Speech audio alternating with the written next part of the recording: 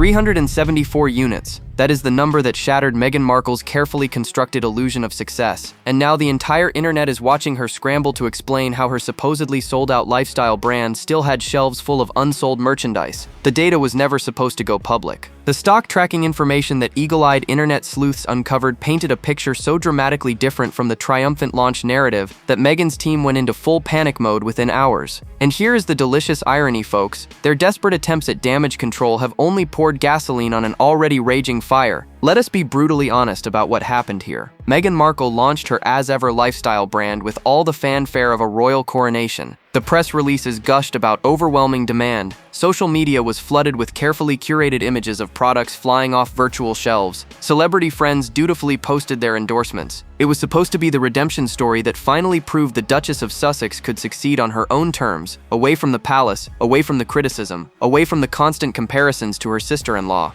Instead, what we got was a masterclass in how not to launch a brand in the age of internet detectives. The specific numbers that leaked are absolutely devastating. According to retail tracking data that began circulating on social media, the actual sales figures bore almost no resemblance to the picture Meghan's team was painting. While official messaging suggested products were selling out faster than they could be restocked, the cold hard data showed inventory sitting untouched. Some items that were supposedly in high demand had moved fewer than 50 units. Others that were promoted as customer favorites had sales numbers in the low hundreds. For a brand backed by a global celebrity with millions of followers, these figures are not just disappointing, they are embarrassing. Sources familiar with retail analytics put it bluntly. One industry insider who reviewed the leaked data said these are the kind of numbers you would expect from a small independent seller, not from someone with Meghan's platform and resources. Another observer noted that the gap between the marketing and the reality is so wide you could drive a truck through it, and they are absolutely right. When your entire brand identity is built on authenticity and connection, getting caught inflating your success is not just bad business, it is a credibility catastrophe. The timing could not have been worse. As ever was supposed to represent Meghan's fresh start after the Spotify disaster, after the Netflix struggles, after all the whispers about the Sussexes being difficult to work with. This was her chance to prove the doubters wrong. Instead, within days of launching, she found herself trending for all the wrong reasons. The hashtags that dominated social media were not celebrating her entrepreneurial vision. They were mocking her apparent desperation to appear more successful than she actually was. But the leaked data was just the beginning of Meghan's problems, and her team's response would turn a manageable embarrassment into a full-blown viral scandal. The vision for As Ever was nothing short of grandiose. Meghan positioned it as a lifestyle brand that would embody everything she claimed to represent: authenticity, empowerment, elevated everyday living. The marketing materials spoke of carefully sourced products, meaningful partnerships, and a deeply personal connection to every item in the collection. This was not supposed to be just another celebrity vanity project. This was supposed to be Meghan's statement to the world that she could build something real, something lasting, something that would finally silence her critics once and for all. The launch itself was orchestrated with military precision. Influencer packages were sent to carefully selected tastemakers. Glossy magazine spreads appeared seemingly overnight. Meghan herself gave interviews where she spoke passionately about her creative process, about how each product told a story, about how she wanted to create things that brought joy to people's everyday lives. The messaging was relentless, and for a brief shining moment it seemed to be working. Pre-orders reportedly poured in. The website traffic was described as overwhelming.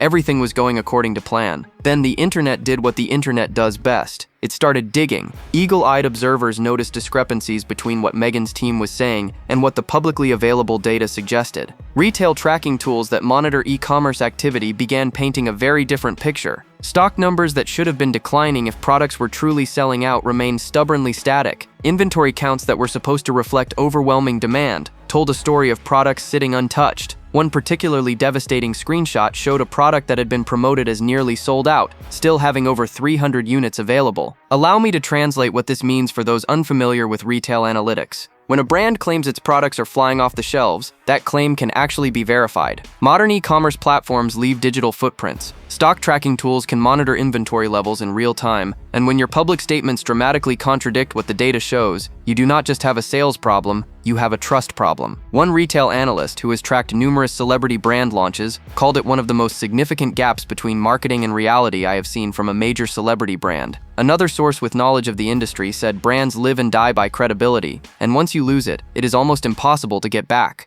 The contrast between Meghan's carefully curated narrative and the emerging reality was stark enough to make viewers' heads spin. On one hand, you had her team talking about unprecedented interest and customer enthusiasm. On the other, you had cold, hard numbers suggesting that interest was far more modest than advertised. For a woman who has built her entire post-royal identity on speaking her truth and championing authenticity, getting caught in what appeared to be a significant exaggeration was nothing short of catastrophic. This pattern of reality clashing with public relations messaging has become disturbingly familiar for the Sussexes. The Spotify deal that promised revolutionary content but delivered a handful of episodes before being unceremoniously terminated. The Netflix partnership that was supposed to establish them as serious documentary filmmakers but has produced more headlines about what went wrong than about what succeeded. Time after time, the gap between what Harry and Meghan promise and what they deliver has become a recurring theme. And now, with As Ever, that pattern appeared to be repeating itself in real time for everyone to see. But the leaked data was just the beginning of Meghan's problems, and her team was about to make their first critical mistake that would transform a bad situation into a viral catastrophe. Within hours of the stock tracking data going viral, Meghan's team sprang into action. The official response came swift and sure, packed with the kind of corporate language designed to sound reassuring while saying absolutely nothing of substance. A representative for As Ever released a statement dismissing the leaked figures as inaccurate and misleading. They claimed the tracking tools being cited were unreliable and did not reflect actual sales performance. They insisted that demand had exceeded expectations and that the brand was thrilled with its launch reception. On the surface, this sounded reasonable. But here is the problem, folks. They offered exactly zero evidence to back up their claims. Let that sink in for a moment. When confronted with specific numbers and verifiable data, Meghan's team responded with vague assurances and indignant denials. They did not release their own sales figures to contradict the leaked data. They did not provide any documentation showing the tracking tools were wrong. They simply expected everyone to take their word for it. And in the age of receipts and screenshots and internet sleuths who treat fact-checking like a competitive sport, that strategy was doomed from the start. The response drew immediate and brutal scrutiny. Critics pointed out that if the leaked figures were truly inaccurate, the simplest way to disprove them would be to release the real numbers. The fact that Meghan's team chose denial over transparency only fueled suspicion that the leaked data was closer to the truth than they wanted to admit. One commentator put it perfectly. When you are accused of exaggerating your success and your response is "trust me" without any proof, you have already lost the argument. Another observer noted that the defensiveness of the statement was telling. Confident brands welcome scrutiny because they have nothing to hide. The Streisand effect kicked in almost immediately. For those unfamiliar with the term, it refers to the phenomenon where attempting to suppress or deny information only draws more attention to it. By responding so aggressively to the leaked data, Meghan's team essentially confirmed that it had hit a nerve. The story that might have faded after a day or two of social media chatter suddenly had legs. News outlets that had ignored the initial leak now covered the controversy. Royal watchers who had been focused on other stories pivoted to analyzing the As Ever debacle. The harder her team tried to make this go away, the bigger it got. Specific language choices in the official response became fodder for additional mockery. The phrase "exceeded expectations" was seized upon by critics who asked what exactly those expectations were. If you expected to sell 50 units and you sold 51, you technically exceeded expectations. The statement's reference to unreliable tracking tools backfired when retail industry professionals pushed back, explaining that the tools in question were the same ones used by major corporations to monitor their own performance. One industry insider was quoted as saying those tracking methods are good enough for Fortune 500 companies but apparently not good enough for Meghan Markle. The attempt at damage control had achieved the exact opposite of its intended purpose. Instead of calming the waters, it had stirred them into a frenzy. Instead of providing reassurance, it had raised more questions. Instead of making Meghan look like a successful businesswoman, unfairly targeted by haters, it made her look like someone desperately trying to maintain an image that reality simply did not support. The gap between the confident denials and the absent proof became the story itself. And social media, that merciless judge and jury of modern celebrity, was not about to let her forget it. Meanwhile, someone close to the Sussexes was about to make things even more complicated, and the cracks in their carefully cultivated inner circle were starting to show. When controversy strikes in celebrity land, the first thing observers look for is how the inner circle responds. Do the famous friends rally to defend? Do the powerful allies issue statements of support? Do the celebrity connections show up with public endorsements designed to shore up a faltering reputation? In Meghan's case, the silence from her network of high-profile supporters has been absolutely deafening, and that silence speaks volumes about where things really stand. Sources close to Sussex world describe a growing sense of unease among those who have publicly aligned themselves with the couple in the past. One insider revealed that several celebrities who were initially approached to promote As Ever products have gone conspicuously quiet since the sales scandal erupted. Another source familiar with the situation claimed that phone calls from Meghan's team are suddenly not being returned with the same enthusiasm they once were. The bandwagon, it seems, is starting to lose its passengers. The pattern here is painfully familiar. Remember when Meghan launched her podcast on Spotify and a parade of famous friends showed up to participate? Where are those friends now? Remember when celebrity allies rushed to defend her after the Oprah interview? How many of them have spoken up during this latest crisis? The roster of public supporters seems to shrink with each new controversy, and those who remain are increasingly reluctant to put their own reputations on the line for someone whose ventures keep generating negative headlines. Let us be brutally honest about what is happening here. Celebrity friendships in Hollywood are often transactional. People align themselves with those who are ascending, who are generating positive buzz, who can help their own careers and images. When someone becomes associated with failure, with controversy, with constant negative coverage, the calculation changes. Suddenly, those lunch dates become harder to schedule. Those public endorsements become harder to secure. Those famous faces that once populated your Instagram stop appearing quite so frequently. Reports suggest that brand partnerships and influencer relationships that were in discussions for As Ever have been quietly shelved since the scandal broke. One source with knowledge of the negotiations claimed that at least 2 major influencers who had agreed to promote the brand have asked to postpone their involvement until the controversy dies down. Another insider revealed that a potential retail partnership that seemed like a sure thing is now being reconsidered. When your business depends on the credibility of celebrity endorsements, having those celebrities suddenly develop cold feet is catastrophic. Perhaps most troubling are the whispers about internal tensions regarding who approved the launch strategy in the first place. Sources claim there is finger-pointing happening behind closed doors about who decided to make such bold claims about sales performance without having the receipts to back them up. The PR team reportedly believes the product team set unrealistic expectations. The product team allegedly feels the PR team overpromised what they could deliver. And caught in the middle of this blame game is Meghan herself, watching as the organization she built seems increasingly unable to present a unified front. But the real fallout was happening 3,000 miles away, where the institution Meghan and Harry left behind was watching this disaster unfold with a very particular kind of interest. Inside Buckingham Palace and Kensington Palace, sources say the reaction to Meghan's latest PR disaster has been a mixture of weary resignation and quiet vindication. The working royals have watched the Sussexes lurch from controversy to controversy since their dramatic exit. And with each new crisis, the narrative about who was really the problem in that relationship becomes harder to dispute. One source close to the royal household described the mood as not surprised in the slightest. Another insider was more blunt. There is a reason things always seem to go wrong around those two. The contrast between how the working royals handle brand collaborations and the As Ever debacle could not be more stark. When the Princess of Wales partnered with fashion brands or supported British designers, the approach was understated, carefully managed, and focused on promoting others rather than personal profit. When King Charles championed organic products through his various initiatives, there were never questions about whether claims matched reality. The royal family, whatever criticisms one might level at them, understands something fundamental that Meghan apparently does not. Credibility is everything,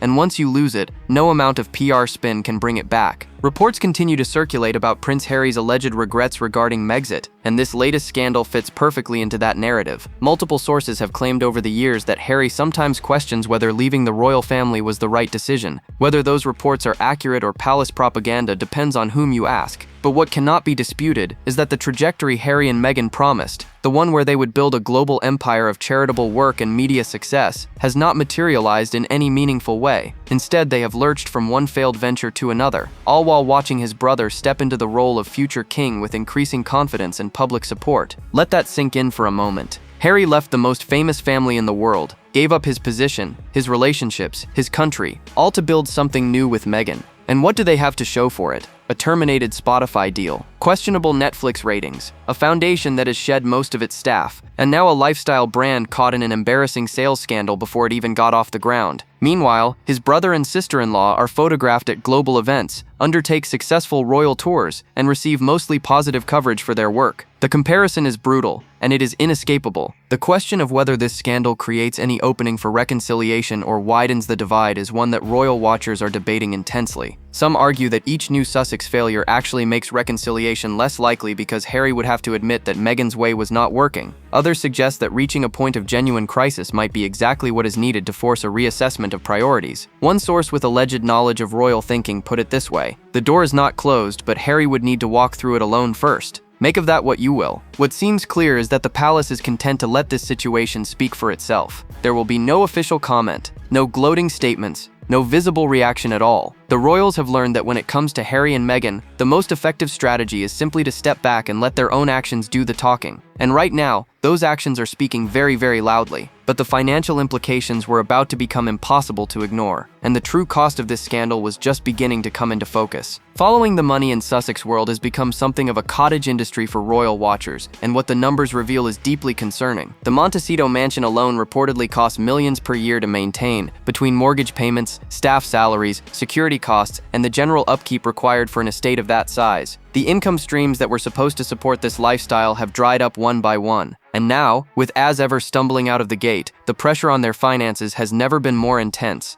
Let us do some brutal math here. The Spotify deal that was reportedly worth $25 million ended in mutual dissatisfaction after producing minimal content. The Netflix partnership, while still technically active, has not generated the kind of hit content that would justify the reported $100 million investment. Book sales from Harry's memoir have slowed dramatically after the initial rush. Speaking engagements, once touted as a major income source, have reportedly become harder to book as corporations grow wary of the Sussex brand of controversy. Where exactly is the money supposed to come from? Industry experts are questioning whether As Ever can recover from a launch controversy of this magnitude. One brand strategist interviewed about the situation said launching with controversy is not necessarily fatal, but launching with credibility questions about your honesty is much harder to overcome. Another expert in celebrity ventures noted that the lifestyle brand space is incredibly crowded, and without strong initial momentum, it is very difficult to break through the noise. The window for As Ever to establish itself as a legitimate player in this market may already be closing. Sources claim that the couple's overhead continues to be staggering. Security alone reportedly runs into millions annually. Staff costs, travel expenses, the general lifestyle expected of people who present themselves as royalty in exile, none of it is cheap. And without the endless wealth of the royal institution backing them, every failed venture represents not just a public embarrassment, but a genuine financial setback. One insider with alleged knowledge of their situation described it as a treadmill they cannot get off. They need to keep producing content and launching products just to maintain what they have. The pressure this puts on Harry's future ventures cannot be overstated. There has been speculation about a second memoir, one that would reportedly go even further in revealing palace secrets. But here is the problem. Harry has already played most of his best cards. The revelations about royal life, the personal grievances, the behind-the-scenes drama, much of it has already been shared. A second book would need to offer something substantially new to generate the kind of sales that the first one achieved. And publishers, burned by authors who failed to deliver on promised bombshells, are increasingly cautious about advance payments. The simple reality is that the Sussex business model, such as it is, was built on the assumption of success.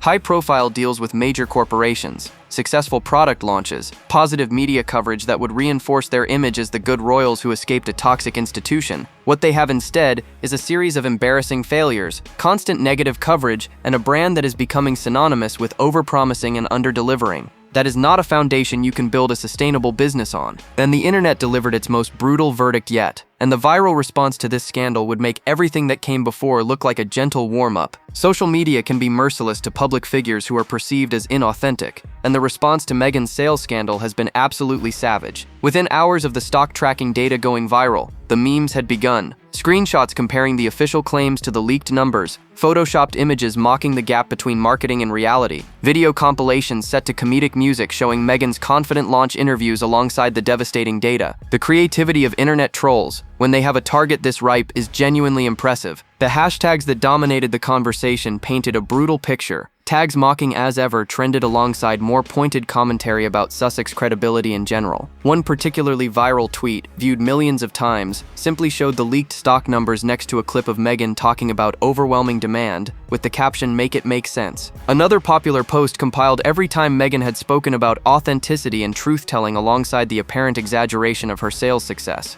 The hypocrisy angle was irresistible to critics who had been waiting for exactly this kind of ammunition. TikTok, that engine of viral content for younger audiences, was particularly brutal. Video after video appeared dissecting the scandal, explaining the stock tracking data in accessible terms, and questioning how a woman who built her brand on being real could allegedly be so fake about something as basic as sales numbers. One TikTok with over 5 million views featured a creator walking through the evidence point by point, concluding with the devastating observation she literally did not need to lie about this, and that is what makes it so bizarre. Another video showing a side-by-side comparison of claims versus data accumulated millions of views before the creator even had time to respond to comments. Prominent royal watchers weighed in with analysis that only amplified the damage. Commentators who have built substantial followings covering Sussex drama produced lengthy breakdowns of the scandal, examining not just the numbers but what they revealed about the broader pattern of Sussex behavior. One particularly influential royal commentator described it as the most embarrassing unforced error of their post-royal careers. Another noted that the scandal had crossed over from royal watching circles into mainstream conversation in a way that previous controversies had not achieved. The contrast between Meghan's carefully cultivated image and how she is being portrayed now could not be more dramatic. For years, she has presented herself as someone who values truth above all else, who speaks authentically, who refuses to play games with public perception. Her famous interview with Oprah was built on the premise that she was finally telling her truth after years of palace suppression. Her podcast explored themes of authenticity and female empowerment. Her entire brand identity rested on the foundation of being genuine in a world of artifice, and now, fairly or not, that foundation has been cracked by allegations that she was not being honest about something as simple as how many products she was selling. Let that sink in. All those speeches about truth, all those interviews about authenticity, all that positioning as someone different from the calculating royals she left behind. And the thing that might ultimately define her brand is getting caught allegedly exaggerating sales numbers like a desperate Instagram influencer padding their engagement statistics. The irony is so thick you could cut it with one of her overpriced lifestyle brand knives. But some observers noticed a much darker pattern emerging, and the implications of this scandal extended far beyond embarrassing stock counts. This is not the first Sussex PR disaster we have witnessed, and the troubling reality is that the same strategic mistakes keep being repeated. Consider the pattern. A venture launches with enormous hype and bold claims about its significance. Initial coverage is carefully managed to maximize positive impressions. Then reality fails to match the marketing. And when questions arise, the response is defensive denial rather than transparent acknowledgement. We have seen this cycle play out with Spotify. We have seen it with various Netflix projects. We have seen it with Archwell initiatives that promised more than they delivered. And now we are seeing it again with As Ever. The question that royal watchers and business analysts alike are asking is why these mistakes keep happening. Surely after the Spotify debacle, after the criticism of Netflix content, after all the negative coverage they have received, someone in Sussex world would have learned to underpromise and overdeliver rather than the reverse. Surely someone would have warned against making claims that could be easily fact-checked. Surely someone would have counseled a more humble launch strategy that did not invite the exact kind of scrutiny that has now materialized. And yet here we are again. Speculation about who exactly is advising Meghan has intensified since the scandal broke. The couple has churned through PR representatives and strategic advisors at a remarkable rate over the years. Staff departures have become so common that tracking them has become a hobby for Sussex watchers. The obvious question is whether the constant turnover means that institutional knowledge and hard-learned lessons are being lost with each departure. One source familiar with communication strategy put it bluntly: it is like they are reinventing the wheel every 6 months, and each time they make the same mistakes because nobody sticks around long enough to say we tried that and it did not work. The psychological toll of this constant cycle of hype, failure, and criticism must be considerable. Regardless of one's personal opinion of Meghan Markle, it is impossible not to recognize that living under this level of scrutiny while watching venture after venture generate negative headlines would be exhausting for anyone. Sources have previously claimed that both Harry and Meghan find the constant criticism deeply affecting. But here's the thing, folks. When your response to that criticism is to double down on strategies that have already failed,